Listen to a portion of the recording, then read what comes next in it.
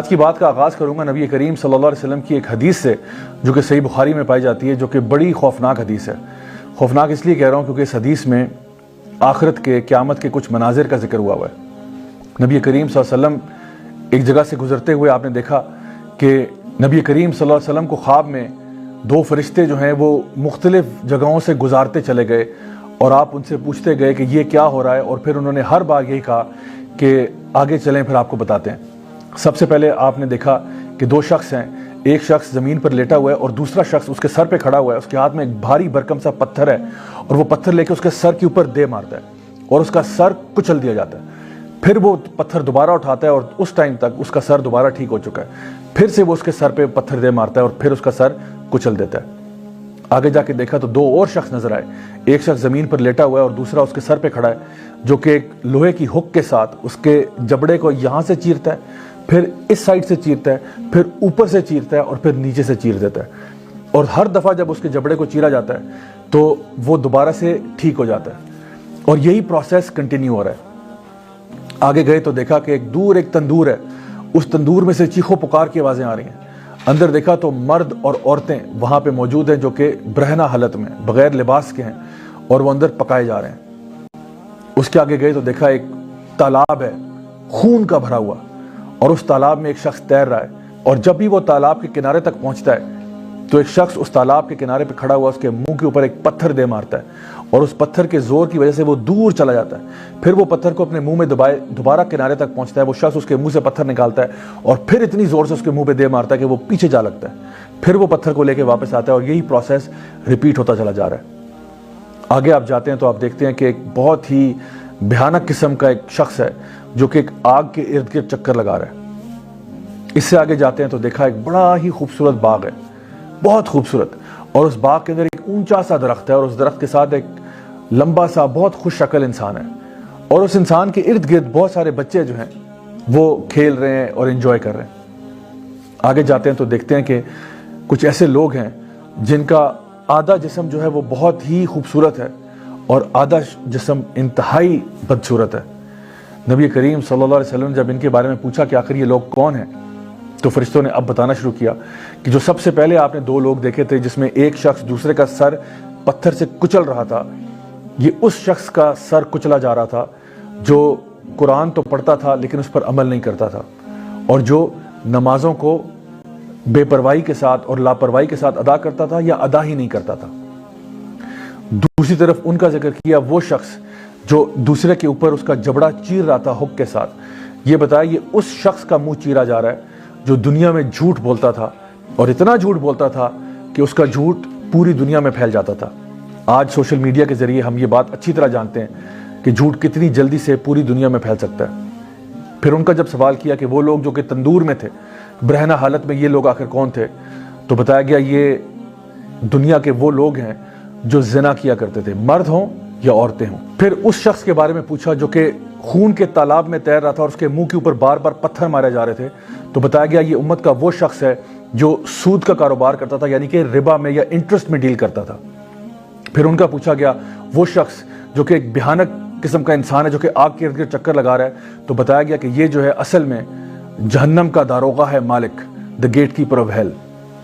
پھر پوچھا ان شخص کا وہ جو بہت خوش شکل تھے، ایک اونچے سے درخت کے ساتھ کھڑے ہوئے تھے اور ان کے ارد گرد بہت سارے بچے بھاگ دوڑ رہے تھے، تو بتایا گیا کہ یہ اصل میں ابراہیم علیہ السلام ہے، اور ان کے ارد گرد وہ سارے بچے ہیں جو کہ بالغ ہونے سے پہلے ہی فوت ہو گئے، یعنی کہ فطرت کے اوپر فوت ہو گئے۔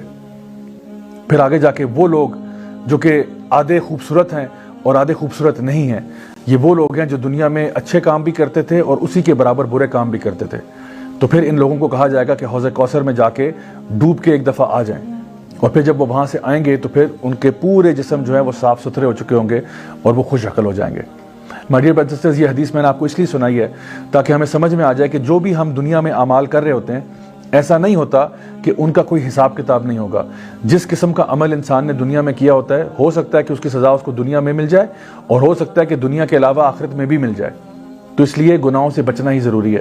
اللہ سبحانہ تعالیٰ فرماتے ہیں قرآن مجید میں سورہ طلاق سورہ نمبر 65 آیت نمبر 2 اور 3 میں وَمَن يَتَّقِ اللَّهَ يَجْعَل لَّهُ مَخْرَجًا وَيَرْزُقْهُ مِنْ حَيْثُ لَا يَحْتَسِبُ وَمَن يَتَوَكَّلْ عَلَى اللَّهِ فَهُوَ حَسْبُهُ، کہ جو شخص بھی اللہ کا تقوی اختیار کرے گا، یعنی گناہوں کو چھوڑ دے گا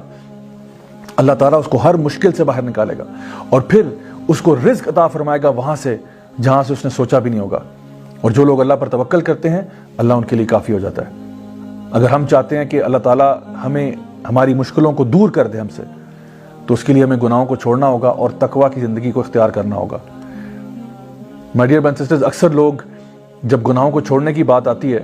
تو وہ کہتے ہیں نہیں جی ہمارے گناہ تو چل رہے ہیں لیکن ساتھ ساتھ ہم نیکیاں بھی بہت کرتے ہیں. تو اس کی مثال ایسے ہی ہے کہ انسان کمرے میں اے سی لگا دے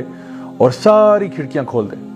تو ایک طرف تو آپ نے استغفار کی ہوئی ہے لیکن آپ گناہ چھوڑنے کے موڈ میں ہی نہیں ہیں. ایک انسان ہر سال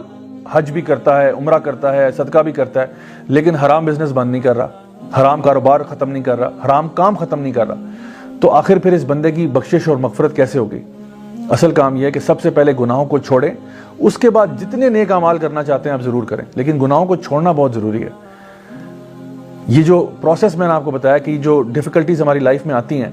ان کی وجہ سے ہمارے گناہ جھڑ جاتے ہیں. نبی کریم صلی اللہ علیہ وسلم نے فرمایا کہ تمہیں جو ایک کانٹا بھی چبھتا ہے اس کانٹے کے چبھنے سے بھی تمہارے گناہ جھڑ جاتے ہیں. اسی طرح سے جب ہم کسی بیمار کو ملنے کے لیے جاتے ہیں تو بیماری کی حالت میں بھی انسان کے گناہ جو ہیں وہ دھل رہے ہوتے ہیں.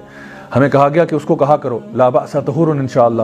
کہ فکر نہ کرو انشاءاللہ یہ تمہارے طہارت کا ذریعہ بنے گی، تمہارے پیوریفیکیشن کا ذریعہ بنے گی. اللہ سبحانہ تعالیٰ فرماتے ہیں قرآن مجید میں قل یا عبادی الذین اسرفوا علی انفسہم لا تقنطوا من رحمت اللہ ان اللہ یغفر الذنوب جميعا، کہ اے میرے بندو جنہوں نے اپنی ذات کے ساتھ ظلم کیا ہوا ہے گناہ کر کر کے،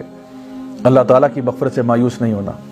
کیوں مایوس نہیں ہونا؟ ان اللہ یغفر الذنوب جميعا، یقیناً اللہ تعالیٰ تمہارے تمام گناہوں کو معاف کر سکتا ہے. تمام گناہ، جی ہاں، کوئی بھی گناہ اگر آپ نے کیا ہو اللہ تعالیٰ اس کو معاف کر سکتا ہے. لیکن سوال یہ ہے کہ کیا آپ توبہ کرنے والے بن سکتے ہیں یا نہیں؟ My dear brothers and sisters, امام ابن القیم رحمہ اللہ بہت بڑے عالم دین تھے.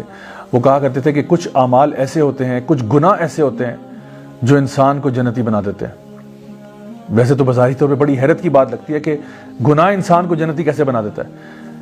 تو انہوں نے اس کو سمجھایا کہ ایسا ہوتا ہے کہ کبھی کبھار انسان گناہ کرتا ہے اور اس کے بعد ایسی توبہ کرتا ہے کہ وہ اللہ کا ولی بن جاتا ہے. یعنی وہ گناہوں کو چھوڑ کر اپنا لائف سٹائل ایسا چینج کرتا ہے، اللہ کے ساتھ اس طرح سے جڑ جاتا ہے کہ اللہ تعالیٰ اس کے پچھلے تمام گناہوں کو نہ صرف معاف کر دیتے ہیں بلکہ اس کے گناہوں کو نیکیوں میں بدل دیتے ہیں اور اللہ تعالیٰ اس سے محبت کرنے لگتے ہیں. ان اللہ یحب التوابین ویحب المتطہرین، یقیناً اللہ محبت کرتا ہے ان گناہ گاروں سے جو توبہ کر لیں. تو my dear brothers and sisters, انتظار کس بات کا ہے، دیر کس بات کی ہے؟ جب تک ہماری سانس میں سانس ہے آئیے ہم فیصلہ کریں کہ انشاءاللہ